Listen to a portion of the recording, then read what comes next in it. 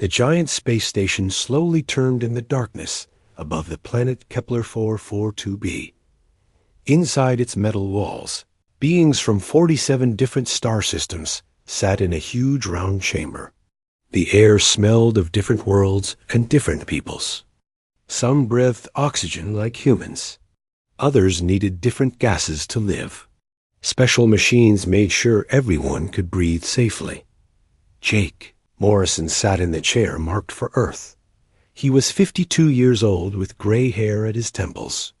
His dark blue suit was simple compared to the fancy robes and armor worn by other ambassadors.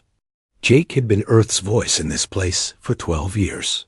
He was good at his job because he stayed calm when others got excited. The chamber was quiet.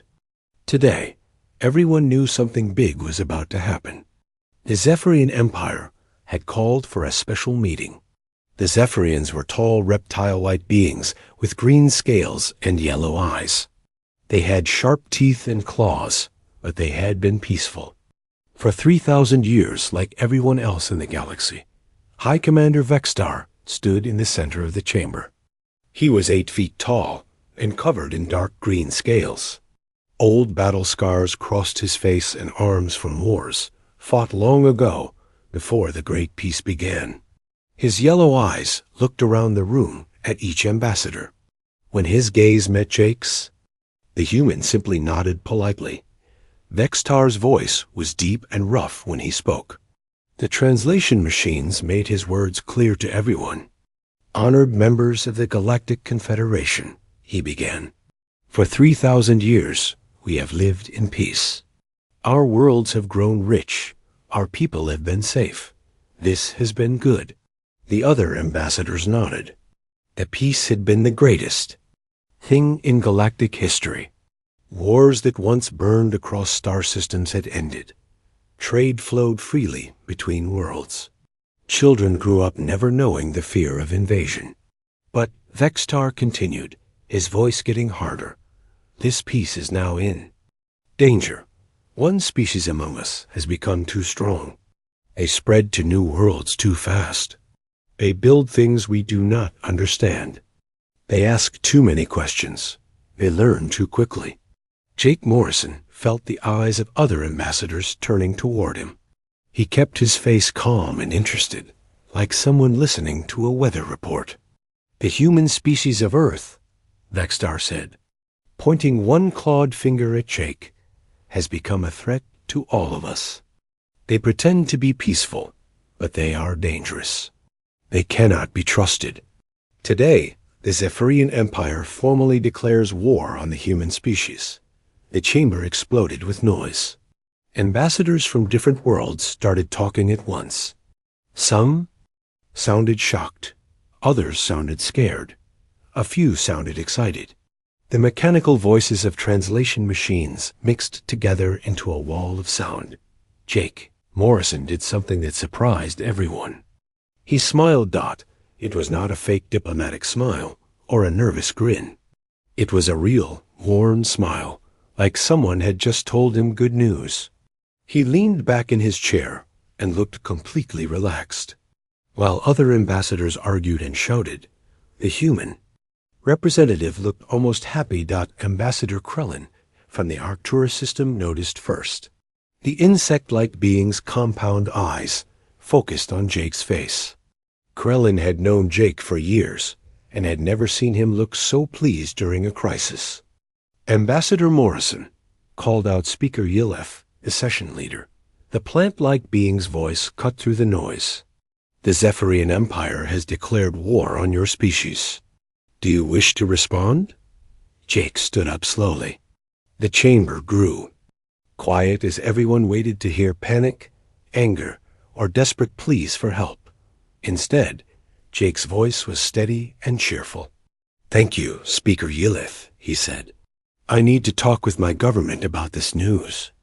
Could we take a break for a few hours? I promise Earth will have an answer soon." Vexstar's yellow eyes narrowed. This was not the reaction he expected. Humans were supposed to be soft creatures who avoided fighting. They should be begging for protection or offering tribute to avoid war. "You do not seem worried, human," Peckstar growled. Jake's smile got a little wider. "Oh, I'm not worried at all, Commander. This is actually quite interesting. Earth has been wondering when something like this might happen. We've been prepared for this conversation for a very long time." The way Jake said "prepared" made several ambassadors uncomfortable. There was something in his tone that did not match his friendly appearance. "We will wait for your answer," Peckstar said. But he sounded less confident than before. As the ambassadors filed out of the chamber, many of them looked back at Jake Morrison. The human was still smiling as he spoke quietly into his communication device. Whatever he was saying to Earth seemed to make him very happy. On Earth, President Linda Hayes sat in the Oval Office when the call came through. The quantum communication system made Jake's voice as clear as if he was in the same room, even though he was thousands of light years away.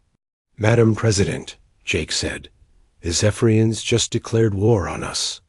Linda Hayes was 61 years old and had been president for 6 years. She had dealt with many crises in her time, but when she heard Jake's news, she did the same thing he had done. She smiled.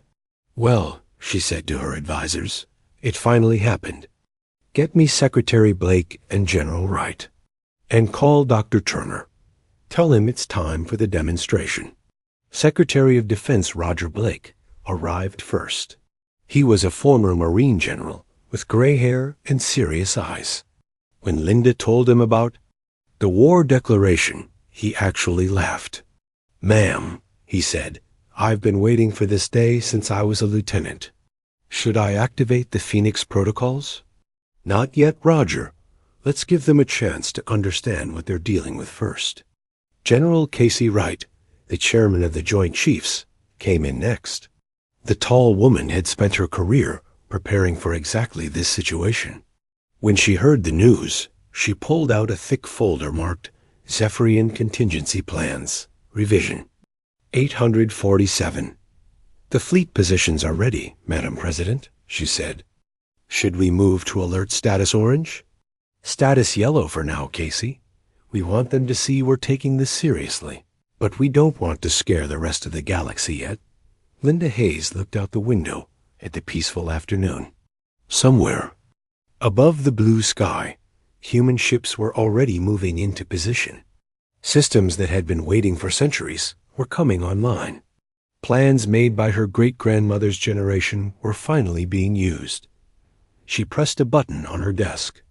"Get me the press room ready, and open a channel to the Galactic Confederation. I think it's time the galaxy learned a few things about humanity that we've kept quiet." The war that the Zephyrian Empire thought would last for years was about to be over before it truly began. But they did not know that yet. They were about to learn why humans had been so peaceful for so long, and why that peace had never meant they were defenseless. The smile on Linda Hayes' face was exactly like the one Jake Morrison wore in the Confederation chamber.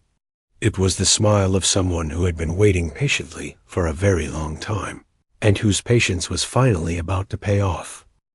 The press room in the White House had never been so full. Every seat was taken by reporters from Earth's news networks. But today was different. Today, the whole galaxy was watching. Special communication arrays sent the signal to every world in the Confederation. Beings on 47 different planets waited to hear what Earth would say about the war. President Linda Hayes walked to the podium. She wore a simple blue dress and looked calm. Behind her stood Secretary Blake and General Wright. Both military leaders looked relaxed, almost cheerful. This surprised the reporters, who expected to see worried faces during a war crisis. "Good morning," Linda said. Her voice was steady and warm. "As you know, the Zephyrian Empire has declared war on Earth and all human colonies. I want to address this situation directly." The room was completely quiet. Across the galaxy, billions of beings listened to every word. "Earth accepts the Zephyrian declaration of war," Linda said. Several reporters gasped. This was not what anyone expected. However, we would like to conduct this war according to traditional human customs. Ambassador Krellin, watching from his ship near the Confederation station, felt confused. The insect-like being had studied human culture for decades. He had never heard of any human war customs. "What are these customs?" asked reporter Nancy Green from the front row. Linda smiled the same smile that Jake Morrison had worn in the Confederation chamber. Humans believe that war should begin with understanding. Before any fighting starts, each side should demonstrate their capabilities. This prevents unnecessary loss of life. Secretary Blake stepped forward. The former Marine looked like he was enjoying himself. "We propose a series of demonstrations. The Zephyrians can show us their military strength. Then we will show them ours. After each demonstration, both sides can decide if they want to continue the war." General Wright nodded. "The first demonstration will happen in 72 hours at the edge of our solar system. We invite the Zephyrian fleet to observe from a safe distance." High Commander Vextar watched the broadcast from his flagship, the Vengeance of Scales. The massive ship floated in space beyond Pluto's orbit, surrounded by 200 Zephyrian war vessels. Each ship was a kilometer long and armed with plasma cannons that could destroy cities. Safe distance? Vextar growled to his officers. "What can these soft humans do that we need to fear?" Admiral Kresh, his second-in-command, studied the data on human military capabilities. "Commander, their ships are small and slow. Their weapons are primitive nuclear missiles and simple energy beams. Our shields can stop anything they have." Vextar felt better. The human response was just another trick to avoid fighting. "We will watch their demonstration. Then we will show them what real war looks like." Back on Earth, Dr. Alex Turner finished his preparation in a laboratory deep underground. The scientist was 45 years old, with messy brown hair and thick glasses. He had spent his entire career working on what the government called peaceful research projects. Today, one of those projects would see sunlight for the first time. "Phoenix 1 is ready for launch," Dr. Turner reported to President Hayes over a secure line. "Captain Cross has been briefed on the demonstration parameters." Captain Ryan Cross sat in the pilot seat of Phoenix 1 as it left Earth's orbital shipyard. The ship was smaller than most human cargo vessels. It looked almost civilian with its smooth white hull and simple design. Ryan was a former test pilot who had flown experimental aircraft before joining the space program. He was calm and professional, but inside he felt excited. Today, he would fly humanity's first publicly revealed military vessel. "Phoenix 1 to Confederation observers," Ryan broadcast on open channels. "Please take position at least 1 million kilometers from the target asteroid. The demonstration will begin in 30 minutes. The Zephyrian fleet moved to the requested distance." Admiral Kresh laughed as he watched the tiny human ship approach a lifeless rock the size of Earth's moon. What can one small ship do to such a large asteroid? Scratch the surface? Dr. Maria Santos watched from her office at MIT. The theoretical physicist had gray hair tied in a simple ponytail and wore a lab coat covered in coffee stains. She had been working on the theories behind today's demonstration for 20 years. Now she would see if all that math actually worked. "Target acquired," Captain Cross reported. "Beginning demonstration sequence." Phoenix 1 stopped moving about 1,000 kilometers from the asteroid. The ship's hull opened to reveal a single weapon mount. It looked like a telescope more than a cannon. The device was simple, clean, and completely silent. "Firing in 3, 2, 1, Ryan said. A thin beam of light, barely visible, stretched from Phoenix 1 to the asteroid. The beam was no thicker than a pencil and lasted exactly 3.7 seconds. Then it stopped. For a moment, nothing seemed to happen. The asteroid floated in space exactly as before. Admiral Kresh started to laugh again. Then the asteroid began to glow. The glow started as a faint white light, then grew brighter and brighter. In seconds, the entire asteroid was shining like a small star. The light grew so intense that sensors on the watching ships had to filter it. To protect their crew's eyes, the asteroid did not explode. It did not break apart. It did not melt. It simply stopped existing. Where a moon-sized rock had floated in space, there was now only empty vacuum and fading energy. The asteroid had been completely converted to pure energy in a perfectly controlled reaction. Not a single atom remained. Admiral Crush's laugh died in his throat. His clawed hands gripped his command chair, so hard they left marks in the metal. What was that weapon? Captain Cross broadcast his report in the same calm voice he had used all day. Demonstration complete. The target has been successfully processed using standard matter-antimatter conversion. This concludes today's test of our basic training equipment. Training equipment. The words hit the Zephyrian fleet like a physical blow. The weapon that had just erased a moon was something humans used to train their pilots. On the Confederation station, Ambassador Jake Morrison received reports from observers throughout the galaxy. Every species that had watched the demonstration was asking the same questions. How long had humans possessed this technology? What else were they hiding? Why had they never mentioned weapons that could erase moons? Jake's communication device buzzed with calls from dozens of ambassadors. He answered none of them. Instead, he sent a single message to High Commander Vextar. Commander, we hope today's demonstration was educational. Earth would like to schedule a meeting tomorrow to discuss your war declaration. We have some things to explain about human defensive preparations. We think you will find the conversation very interesting. Vextar stared at the message for a long time. Then he looked at the empty space where an asteroid had been. His yellow eyes were wide with something he had not felt in centuries. Fear.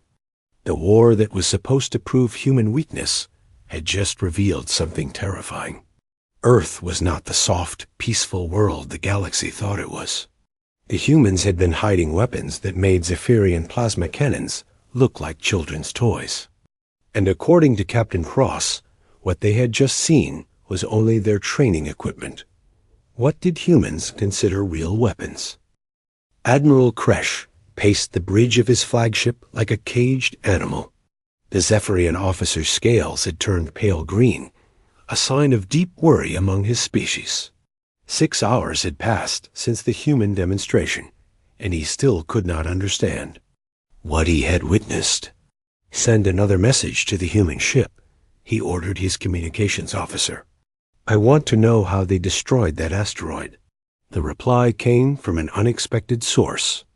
Instead of Captain Cross or a military commander, the response came from what appeared to be a classroom on Earth. A middle-aged woman with brown hair and glasses sat behind a simple desk. Books and papers were scattered around her. A blackboard. Behind her showed complex mathematical equations. Hello, Admiral Kresh, the woman said in a patient voice. I am Dr. Maria Santos, professor of theoretical physics at MIT. I understand you have questions about today's demonstration. Kresh leaned forward in his command chair.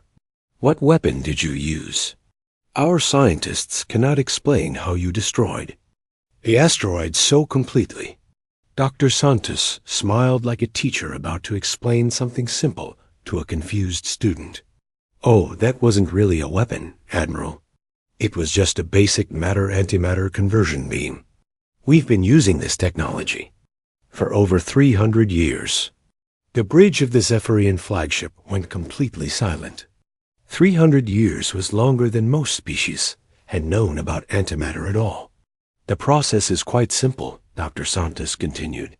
She turned to her blackboard and began drawing diagrams. You take normal matter and combine it with antimatter in a controlled reaction. The result is pure energy. We learned to control this process around the year 2387.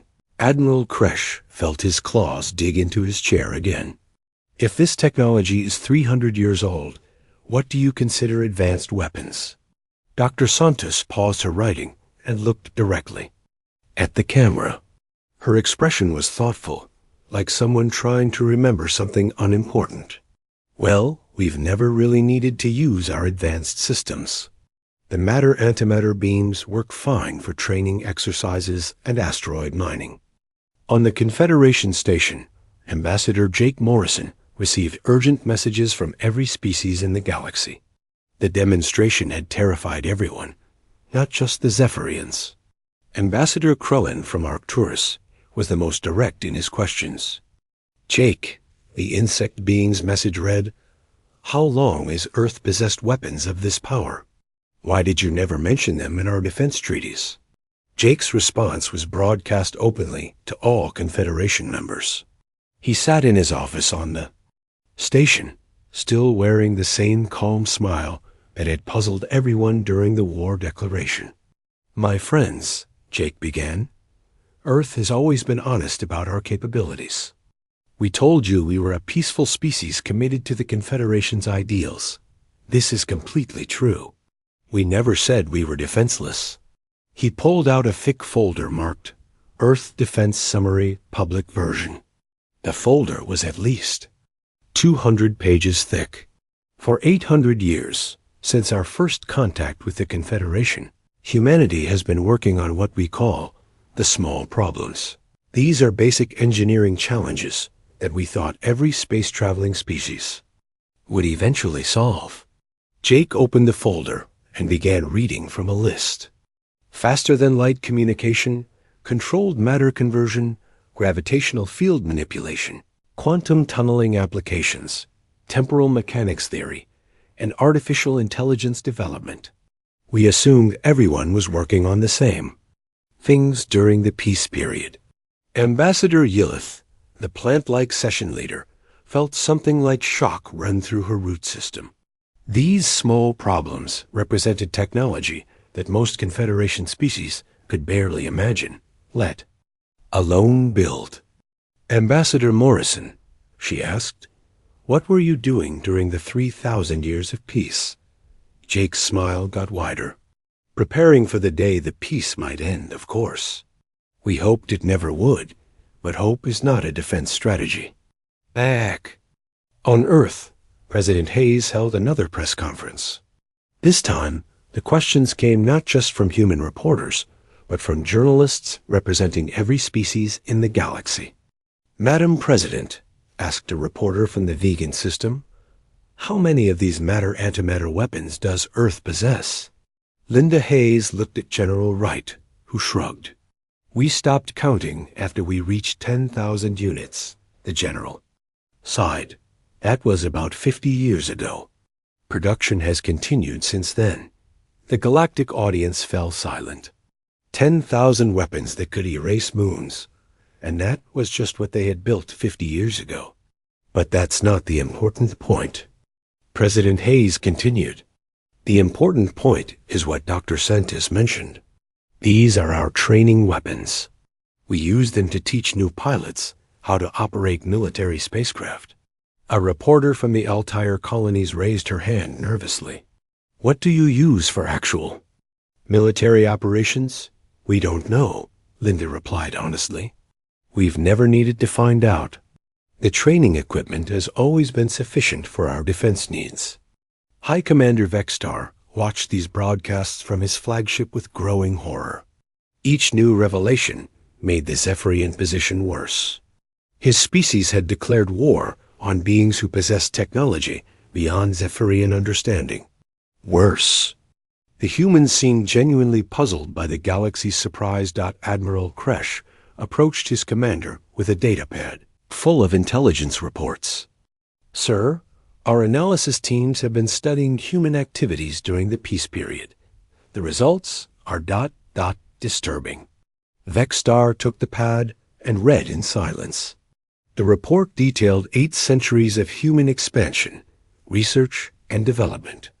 While other species had enjoyed peace and prosperity, humans had been quietly building an industrial, and military capability that dwarfed the rest of the galaxy combined. They have colonies in over 400 star systems, Kresh reported. Their communication networks connect every human world instantly. They have automated manufacturing systems that can build their weapons faster than we can count them. The most disturbing part of the report was a single line at the bottom. Estimated time for complete human victory in total galactic war, 14.7 minutes. Vexstar read that line 3 times before he believed it. His entire species, their mighty war fleet, their proud warrior tradition, could be ended in less than 15 minutes by the beings they had just declared war against. "Sir," Admiral Kresh said quietly, "perhaps we should reconsider our position." On Earth, Dr. Alex Turner finished his analysis of the asteroid demonstration. The scientist had been watching sensor readings from the test, making sure everything worked perfectly. He was pleased with the results, but also a little sad. "The galaxy seems upset," he told his assistant, Dr. Kevin Phillips. "They're acting like we did something terrible." Kevin nodded as he read messages from alien scientists across the galaxy. Most of them were asking the same questions over and over. How did humans build such weapons? Why did they hide this technology? What else?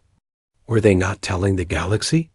"Maybe we should have been more clear about our capabilities," Kevin suggested. Dr. Turner shook his head.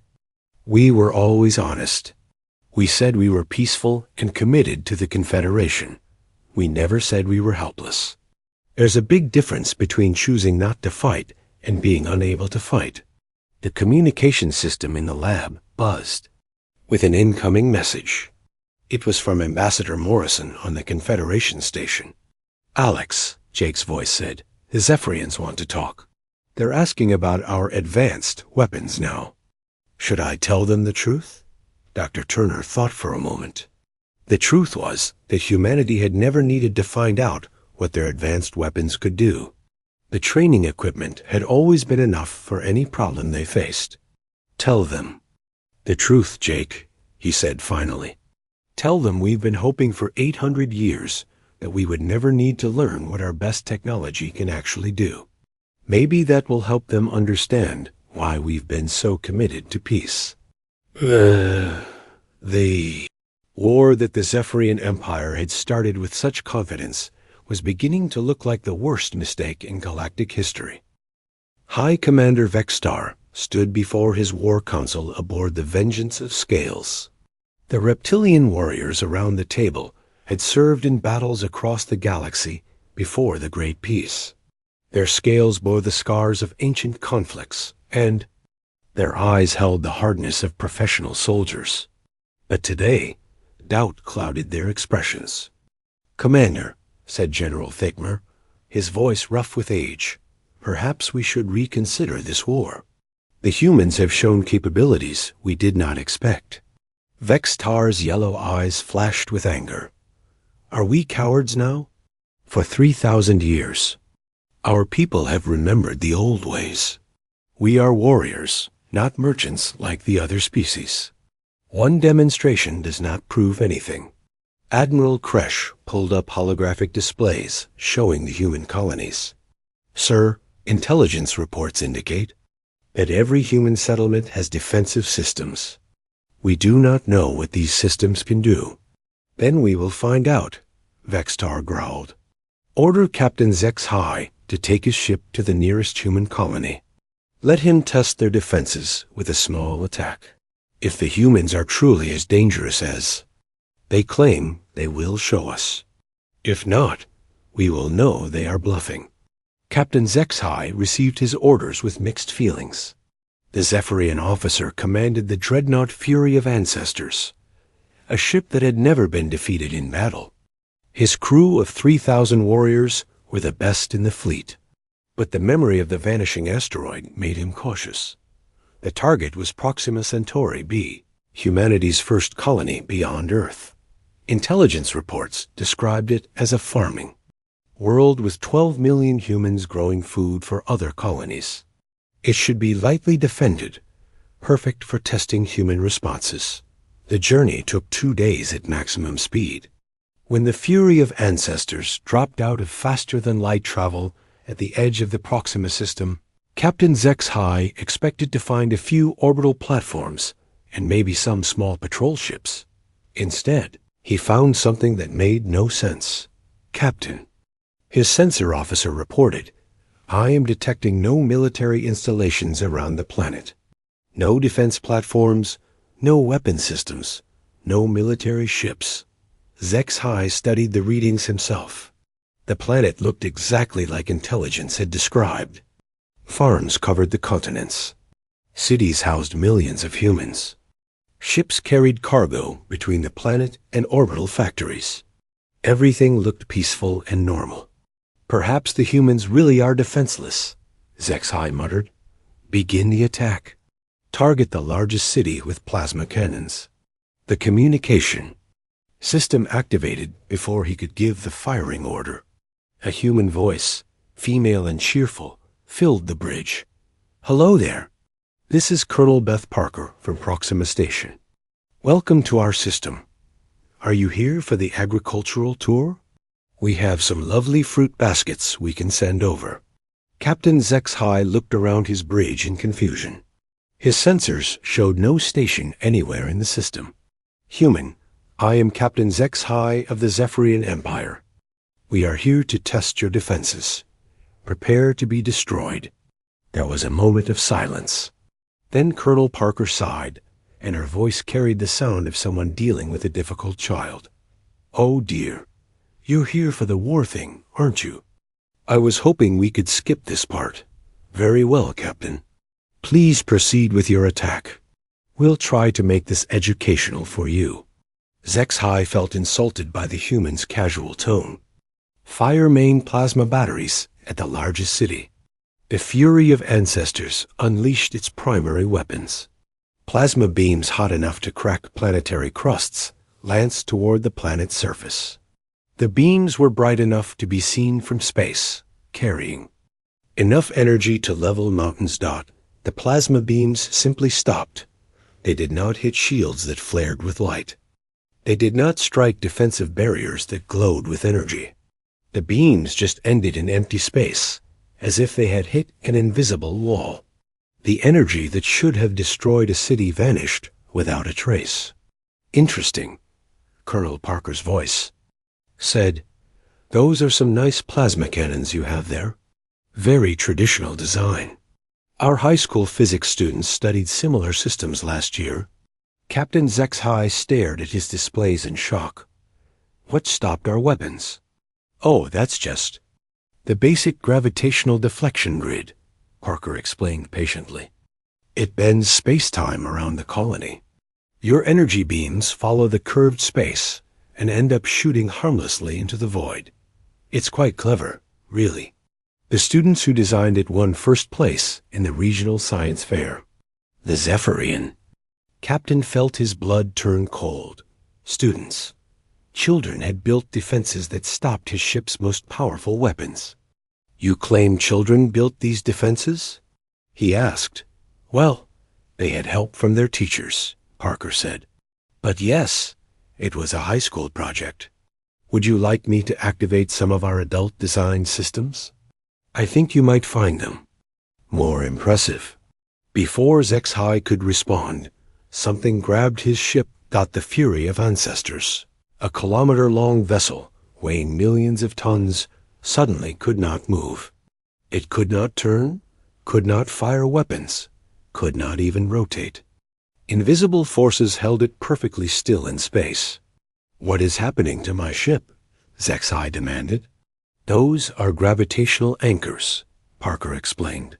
"They lock objects in place by creating localized space-time distortions. Very useful for ship maintenance and asteroid mining. We use them to hold things steady while we work on them." ZXHY tried every system on his ship. The engines produced no thrust.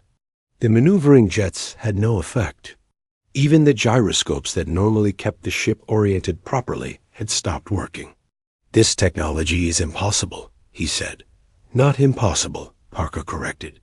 "Just advanced." We developed it about 200 years ago for civilian use. It makes construction work much safer when you can hold large objects perfectly still. The captain of the Fury of Ancestors felt something he had never experienced before. Complete helplessness. His mighty warship, a pride of the Zephyrian fleet, had been turned into a museum piece by technology humans used for everyday work. "Captain," his communications officer said nervously, "the human is asking if we need medical attention." "Medical attention?" Parker's voice continued its patient explanation. "The gravitational fields can cause some discomfort to species not used to them. Headaches, nausea, that sort of thing. Would you like me to transport your crew to the surface for treatment? We have excellent medical facilities." "Transport?" Zexhai asked weakly. "Quantum teleportation. Very safe and painless.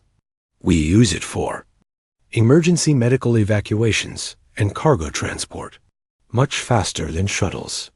Without waiting for permission, the human activated her transport system.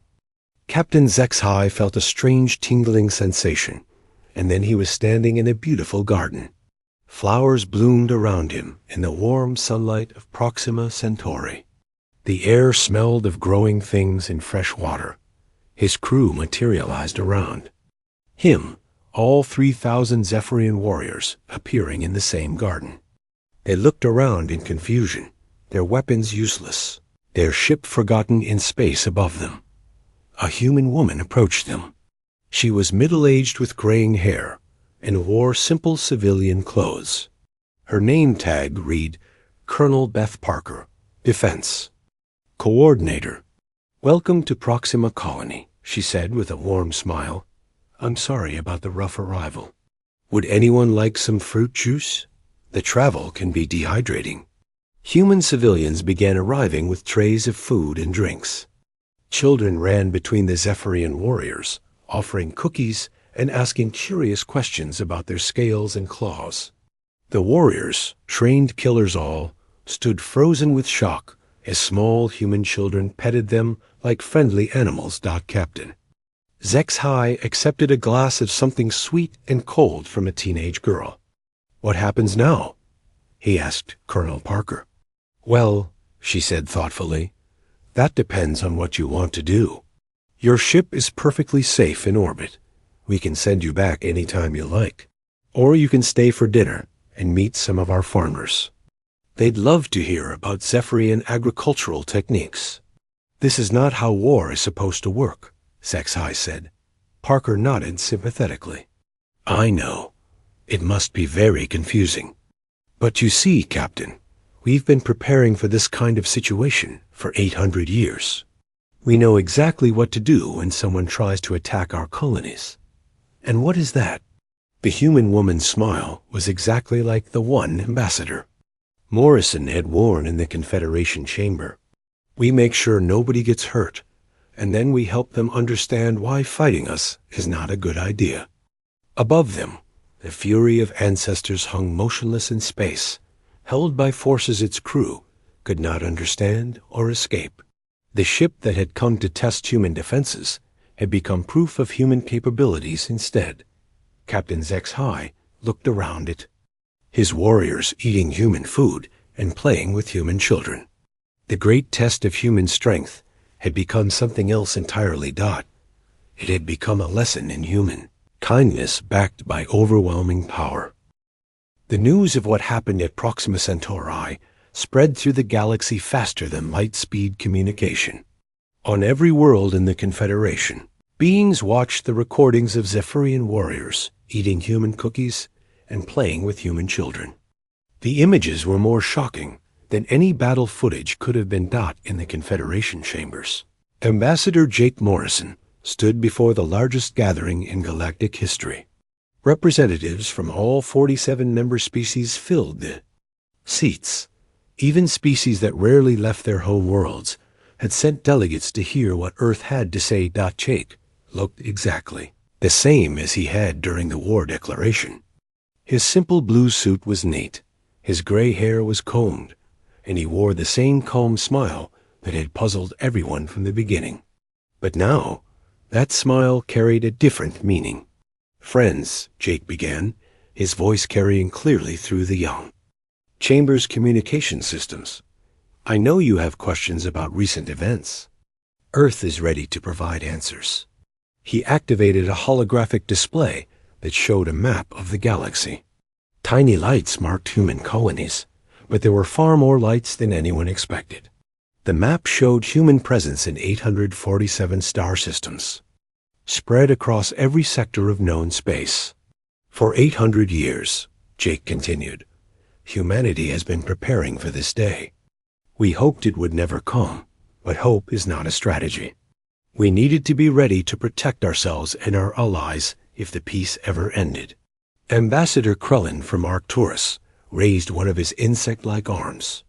"Jake, why did you never tell us about your military preparations? We thought we were allies." "We are allies," Jake replied. "Everything we did was defensive. We never built weapons to attack others. We built them to protect what we love.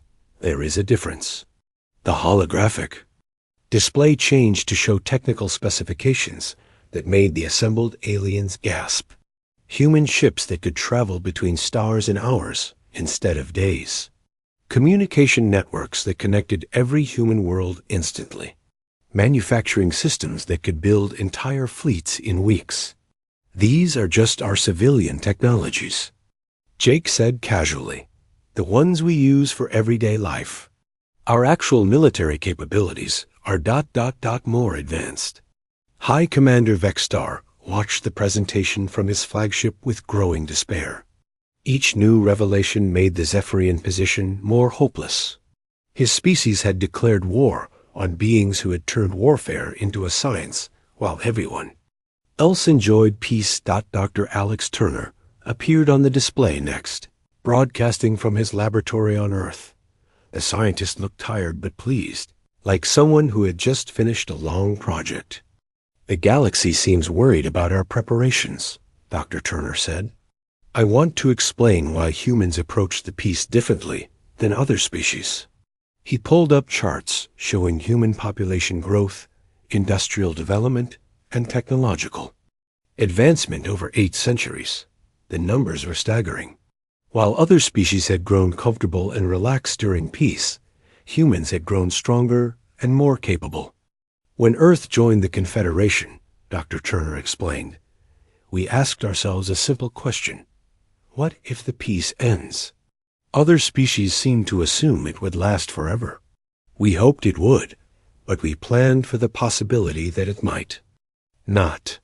The display showed human colonies throughout the galaxy, each one protected by defensive systems that made military conquest impossible. Automated factories that could produce weapons faster than enemies could destroy them. Communication networks that allowed instant coordination across galactic distances. "Every human colony is self-sufficient and self-defending," Dr. Turner continued. "Every human world can support itself and protect itself. We built our civilization to survive anything." Ambassador Yelith, the plant-like session leader, felt something like horror growing in her consciousness. "Dr. Turner, are you saying that humans have been planning for galactic war for 8 centuries? "Not planning for war," Dr. Turner corrected gently. "Planning to survive war if it came to us. We never wanted to fight anyone. We just wanted to make sure that if someone wanted to fight us, they would quickly decide it was a bad idea." President Linda Hayes appeared on the display from the Oval Office on Earth. She looked directly at High Commander Vexstar through the camera. "Commander," she said, "Earth offers you a choice. You can continue this war and see what our actual military systems can do. Or you can end this war now and let us show you something better." Vexstar felt the eyes of his officers on him. Admiral Kresh had calculated the odds of victory against humanity. The numbers were not just bad, they were impossible. The Zephyrian Empire could not win against Earth, even if every other species in the galaxy helped them. "What do you offer?" Vexstar asked, his voice heavy with defeat. "Partnership," Linda Hayes replied. Earth will share our defensive technology with the Zephyrian Empire. We will protect your worlds from any threat. In return, we ask only for cultural exchange and friendship. The offer was more generous than Vextar had dared hope. Instead of demanding surrender, the humans were offering protection. Instead of punishment, they offered alliance. Why? He asked. We declared war on you. We attacked your colony. Why do you offer us friendship? Jake Morrison answered from the Confederation. Chamber. Because that is what the peace was supposed to be about, Commander. All of us working together, protecting each other, learning from each other. We never wanted to be your enemies. We only wanted to be ready if you chose to be ours. The holographic display showed one final image. It was Earth as seen from space, blue and green and beautiful. Cities glowed on the night side.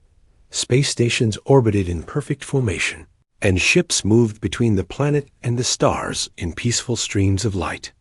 This is what we built during the peace, Jake said. Not just weapons and defenses, but a civilization that can protect itself and its friends. A civilization that can survive anything and still choose kindness. Captain Zex High, still on the surface of Proxima Centauri, watched the broadcast while sitting in the colony's main square. Human children played around him, and adults offered him food and conversation. His mighty warship hung helpless in orbit above, but no one treated him like a prisoner. He was a guest, even though he had come as an enemy. Colonel Parker, he said to the human defense coordinator, how do you do this? How do you have such power and still be so gentle? Beth Parker smiled as she watched human and Zephyrian children playing together. Because power without kindness is just cruelty, Captain. We spent 800 years learning how to be strong, but we never forgot how to be human. High Commander Vextar stood before his war council one last time. The reptilian warriors who had supported the war now looked to him for guidance. The decision was his to make.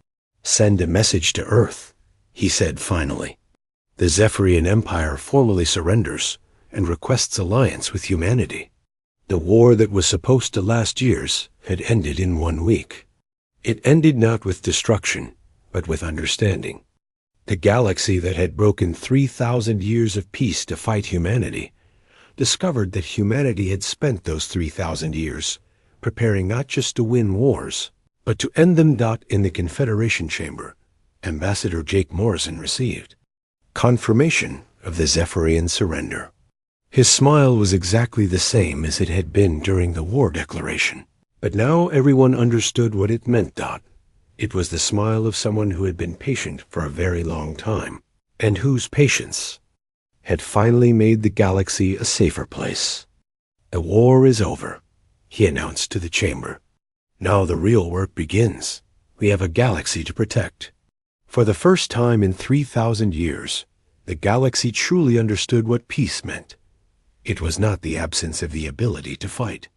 It was the presence of the strength to choose not to.